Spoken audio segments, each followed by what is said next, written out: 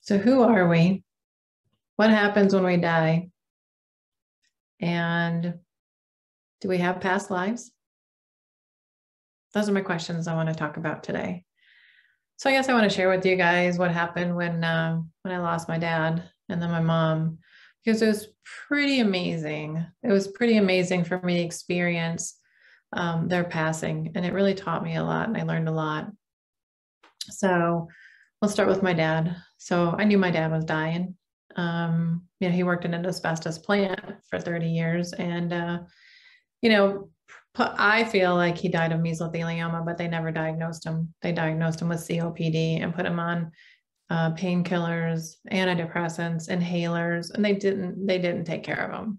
So for 4 years he suffered, and for probably 2 years I would go there and think that was the last time I was going to see him. But he powered through for a couple of more years, and he was just a lovely, lovely guy.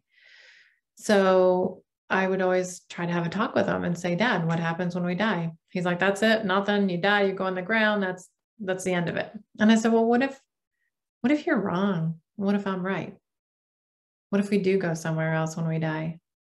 I said, I want you to have a message with me that you'll communicate with me when you get there. And he smoked my whole life. So I said, how about cigarette smoke? And he said, nope. And we always listened to oldies together, 50s, 60s music. And I said, how about a song? He's like, nope. And he came up with this coins. So it would be with coins. And now to this day, my brother and my sister and myself, we always find coins from Dad. And usually they come in dimes and pennies. Don't know why, dimes and pennies.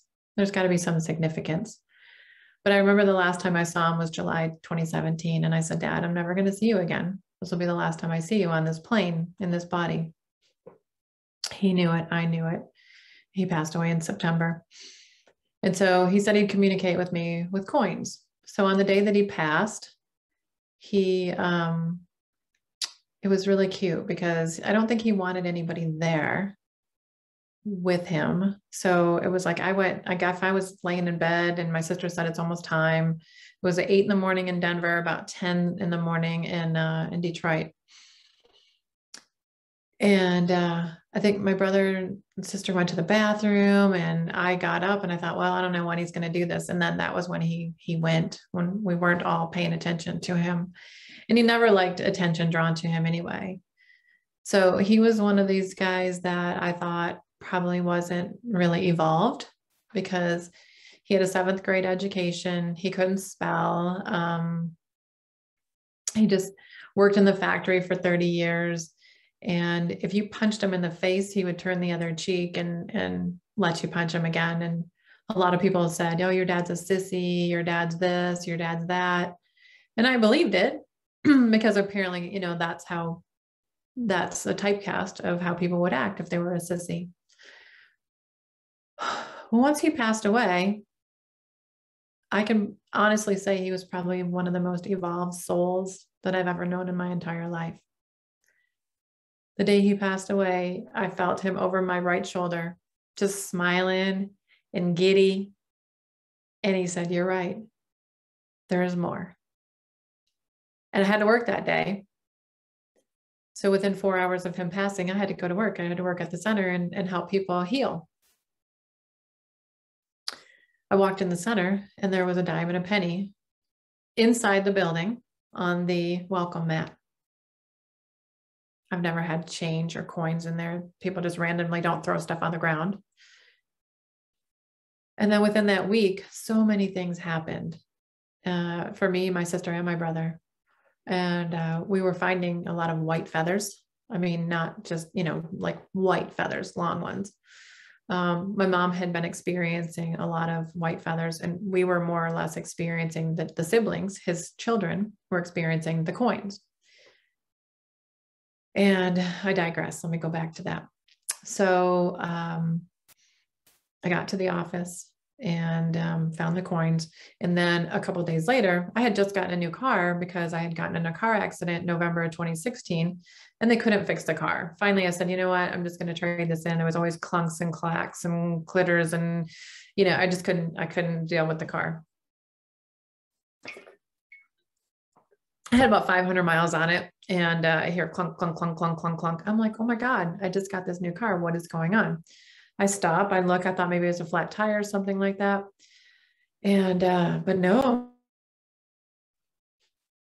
I got, so I got back in the car again, clunk, clunk, clunk, clunk, clunk, clunk, clunk, gets back out of the car again. I look underneath the car, hanging from a metal bar was a pry bar. I didn't run it over, not that I knew of. I didn't see anything in the road, and I didn't hear anything come up and hit. And I was talking to some channelers later on that day, and they said, yeah, your dad said, now that he's on the other side, you have leverage. And what is a pry bar for? It gives you leverage. And that was my dad's sense of humor. Working in automotive, that would have been something that, he would have thought up was really cool. So now let me go back to the white feathers. So my mom's finding white feathers everywhere. They're blowing in the garage. They're on the front porch. They're between the house. And she's mad at me one day. And she's like, I don't understand. Your dad's not communicating with me. He's giving you guys all these coins, and I'm getting nothing. She happened to mention these damn white feathers that were blowing all over the place. And I was like, Mom, that's Dad's communication to you is the white feathers. And she started crying because she was throwing them all away. So of course, I guess it wasn't even a couple months later when she passed away, she had been saving them, and she had a baggie of them, quite a few of them. And I told her, I said, that's the coolest thing. The coins are nothing. It's a dime here, a penny here. The white feathers are a beautiful communication to you as his, wife of 50 years. So that was pretty cool. So my dad's passing was so fun, and he was so freed from the disease, and he could breathe, and he could travel. And it was amazing. His passing was just beautiful. On the other hand, when my mom passed, it was difficult. She had a brain aneurysm while she was shoveling snow, and she passed away December 16th, I want to say 2017. And it was hard.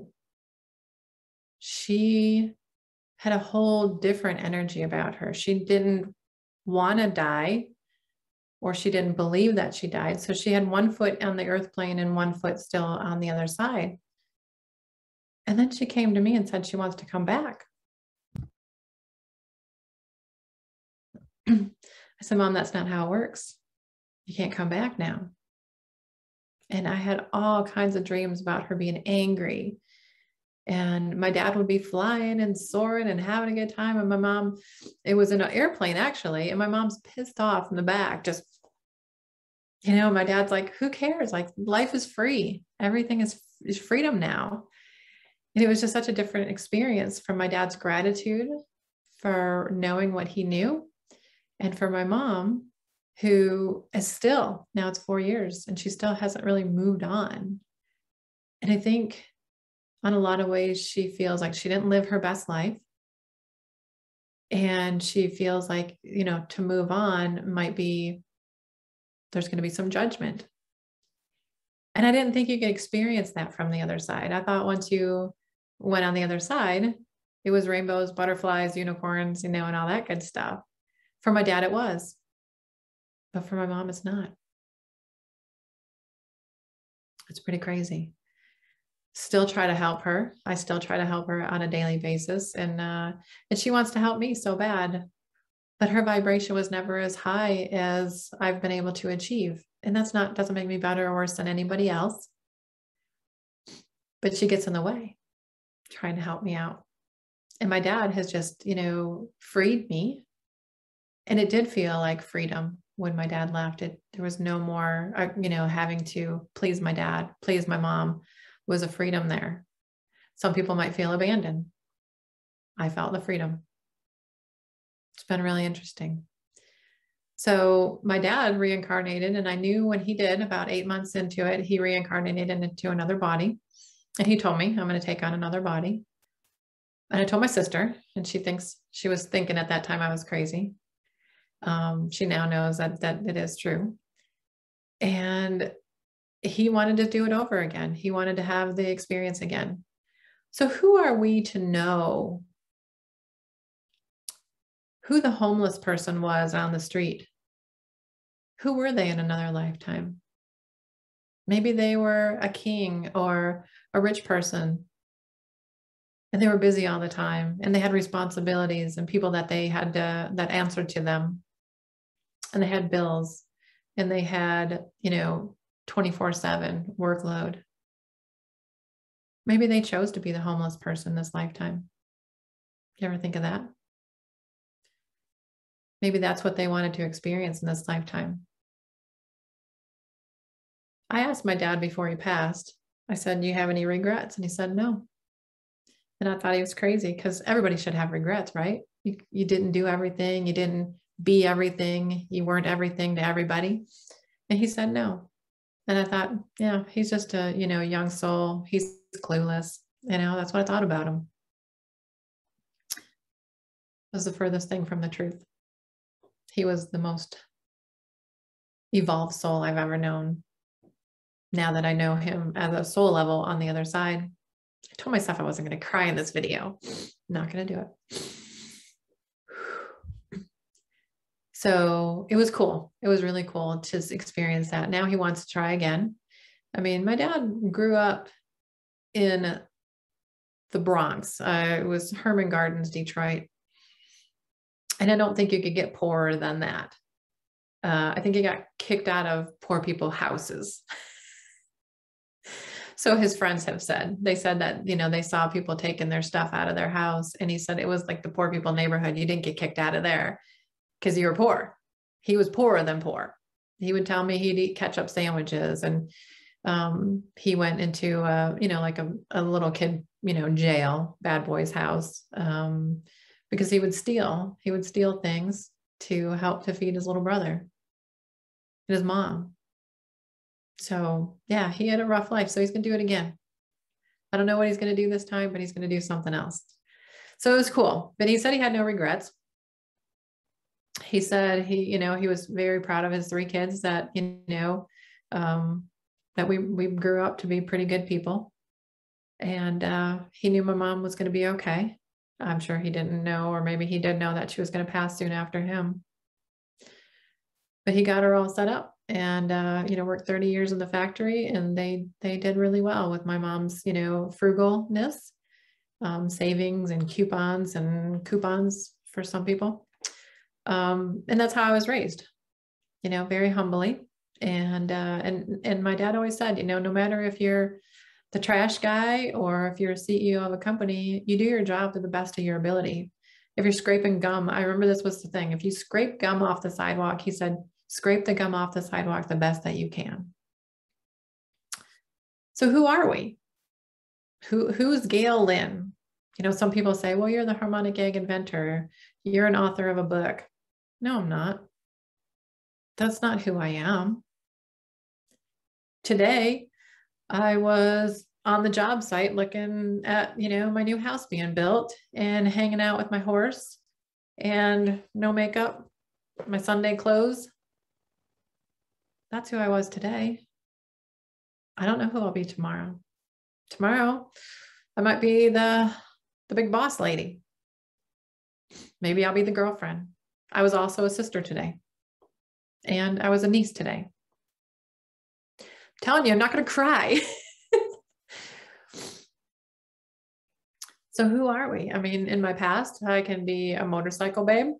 I could go to a formal affair. I could put on the makeup and do my nails and wear the formal gown, or I can put on a do-rag and get on my motorcycle and go do that. So who are we? On a daily basis, we're different. We're evolving.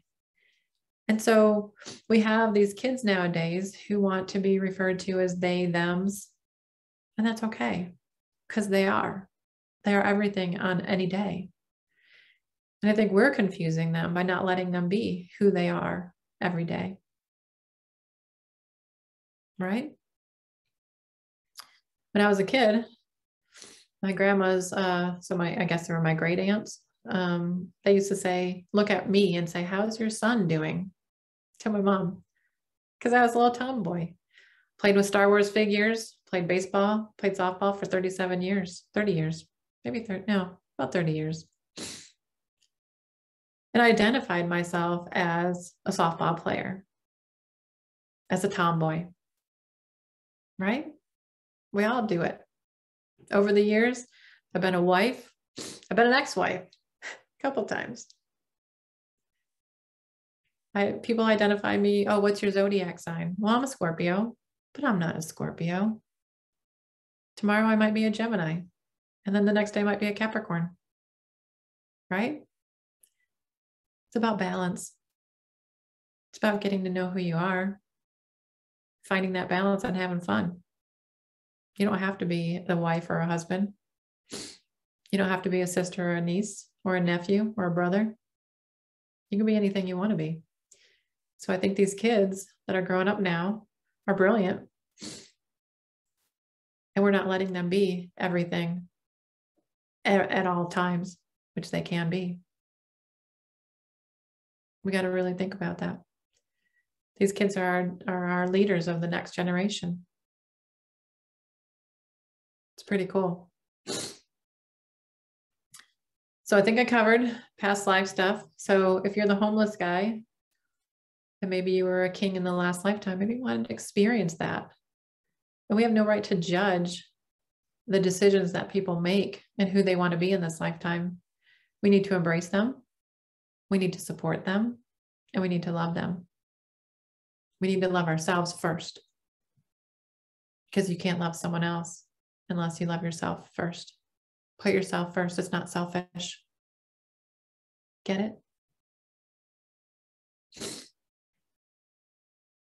Where do we go when we die? Who knows? My dad soared.